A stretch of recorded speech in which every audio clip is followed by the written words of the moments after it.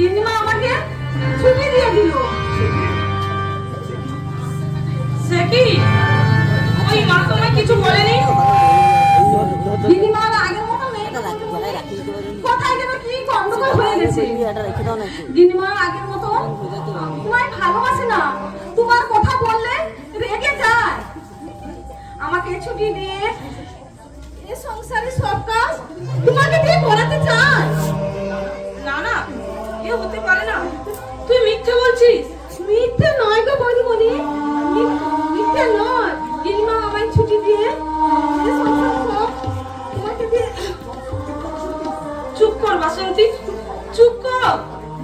অনেকদিন আগে আমার মা মারা গেছেন, কিন্তু ওই শাশুড়ি আমার পাশে স্নেহ মমতা দিয়ে আমার মায়ের অভাব পূর্ণ করে রেখেছে। আজ পর্যন্ত আমাকে তো মায়ের অভাব বুঝতে দেয়নি। যিনি নিজের মেয়ের চেয়েও আমাকে বেশি ভালোবাসে, তিনি কখনো এমন হতে পারে না। পারে গো বৌদিমণি, পারে। আর পারেই বলে তো গিন্নিমা আজ আমায় ছুটি দিয়ে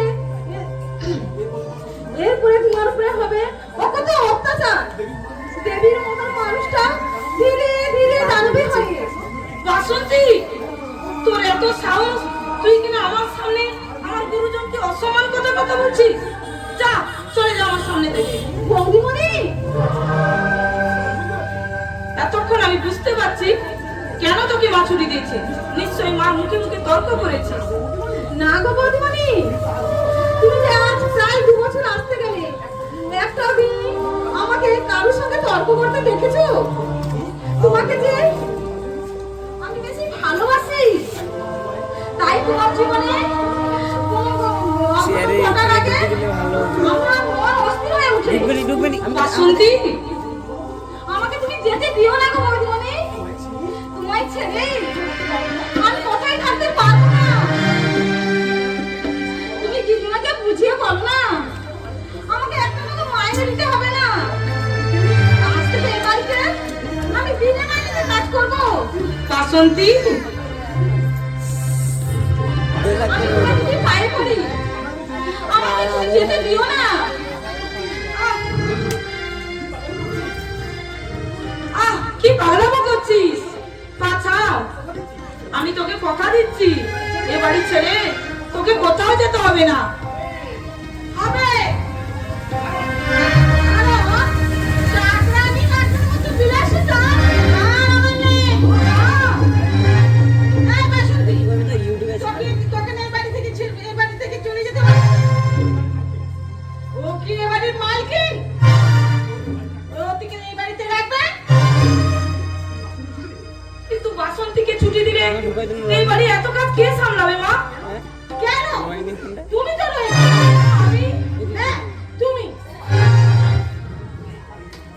বাড়িতে এমন এমন চাকরানি থাকতে মা,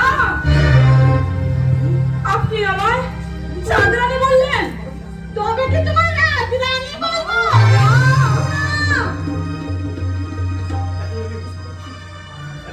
এতদিন আমি বেশ বুঝতে পেরেছি।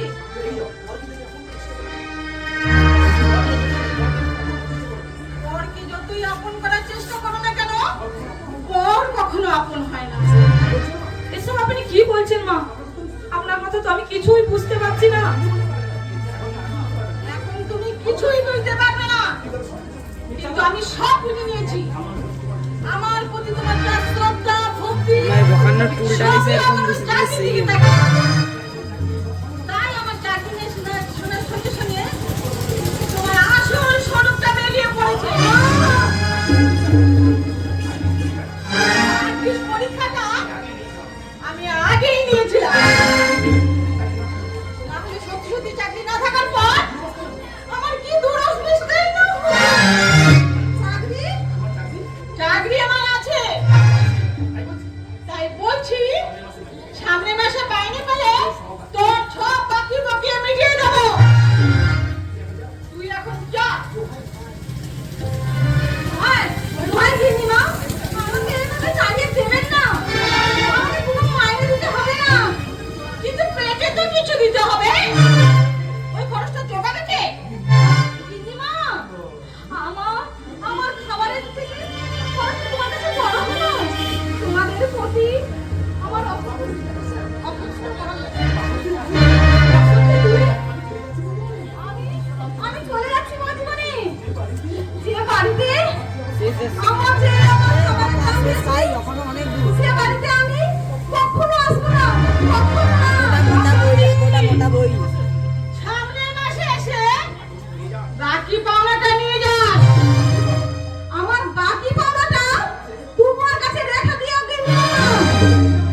তোমার বিনা মাইনের চাকরানিকে পেটে তো কিছু দিতে হবে, সেই খরচের সামান্যটুকু আমার পাওনার থেকে নিতে, সেটাই হবে আমার বড় পাওনা। কি দিল, সেটাই হবে আমার বড় পাওনা। বাসন্তী, বাসন্তী। থাক, তোমাকে আর বাসন্তী বাসন্তী করতে হবে না। আমার কথাগুলো মন দিয়ে শোনো। আর 2 বছর থেকে প্রতি মাসে মাসে যে মাইনের টাকা তোমাকে আমি দিচ্ছি, তা আমার পাই টু পাই হিসাব চাই। আপনি কি আমায় অবিশ্বাস করছেন? অবিশ্বাস না করলেও আমি আর বিশ্বাস করি না। তাই তোমার হাতে সংসারে যা দায়িত্ব দিয়েছিলাম, তা আমি ফিরিয়ে নিলাম। দাও, দাও আমার আলমারি চাবিটা দাও। কি হলো, দাও।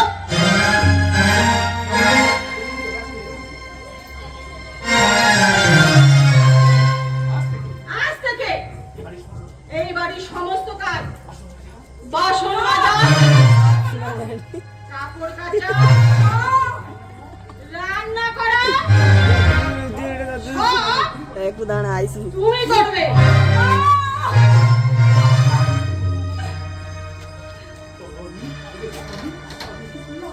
আমি কি শুনলাম? আমি এতদিন যে সংসারে সত্যিকারের রাজরানী হয়ে কাটিয়েছি, সেই সংসারে আজকে না আমি কেমন করে থাকবো?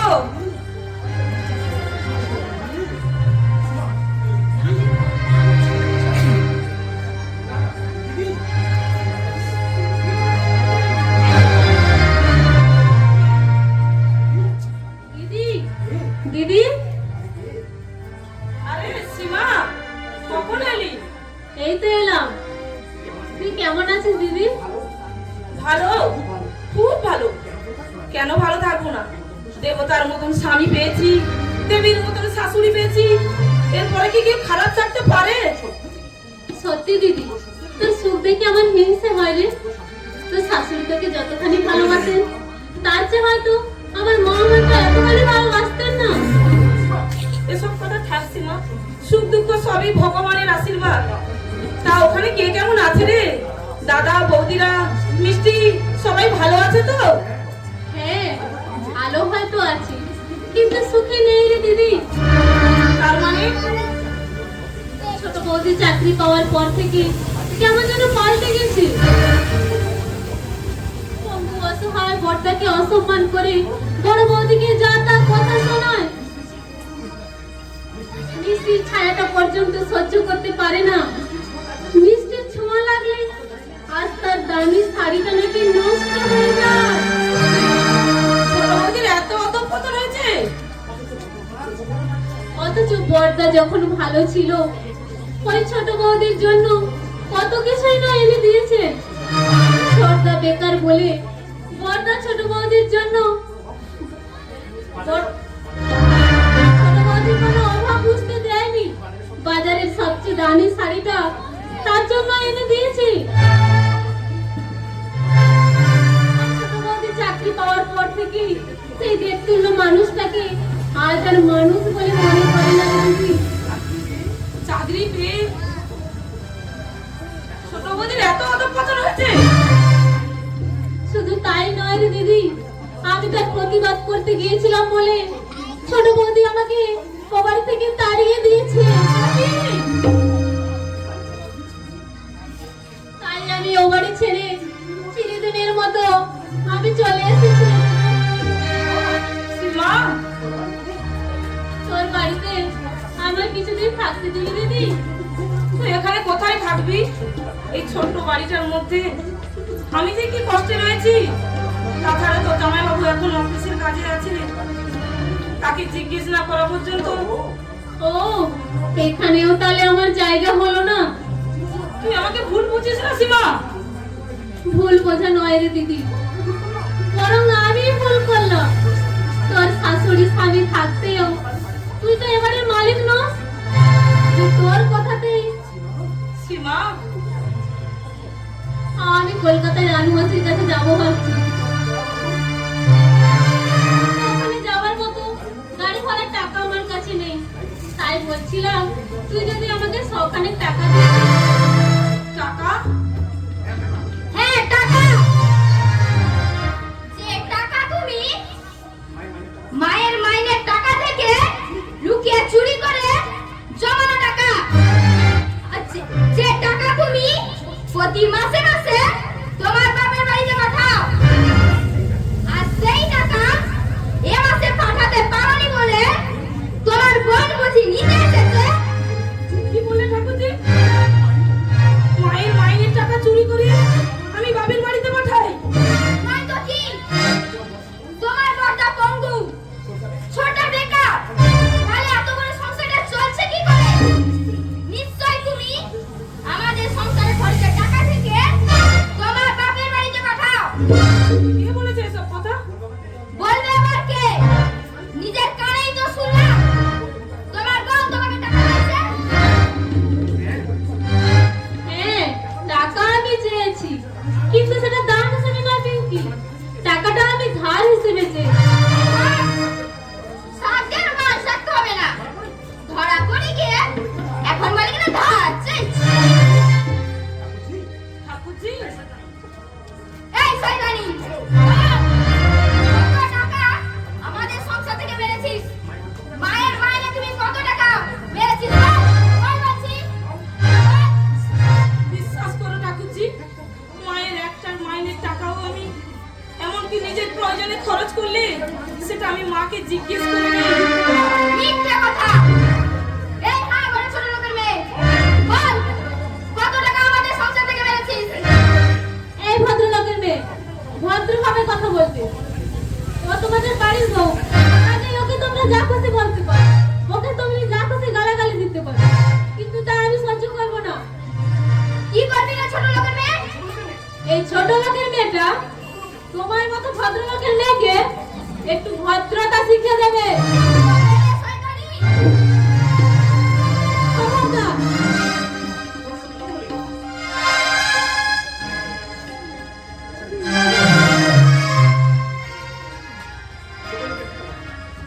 ছোট লোক সীমা, দিদিরে, এই তোর সুখের সংসার, তোর দেবতুল্য স্বামী আর দেবীর মতো শাশুড়িকে, এই তুই সুখে আছিস?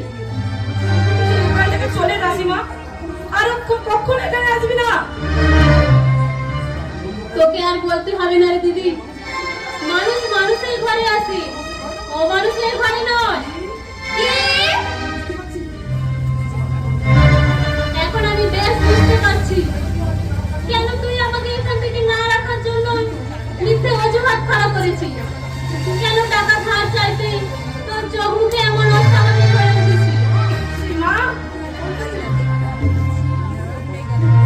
কপাল থাকলে এতখানি বলতো, তা আমি জানতাম না রে দিদি, তা আমি জানতাম না।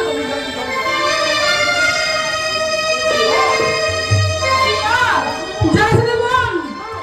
সীমা, ওই সীমাকে দিয়ে আমায় সীমাহীন অপমান করার কারণটা কি? কে তোমাকে অপমান করলো? উল্টে তুমি তো সীমাকে অপমান করলে।